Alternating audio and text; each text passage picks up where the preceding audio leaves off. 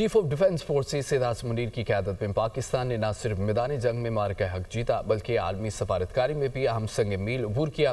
کامیاب military diplomacy نے پاکستان کو بین الاقوامی سطح پر باوقار مقام دلایا۔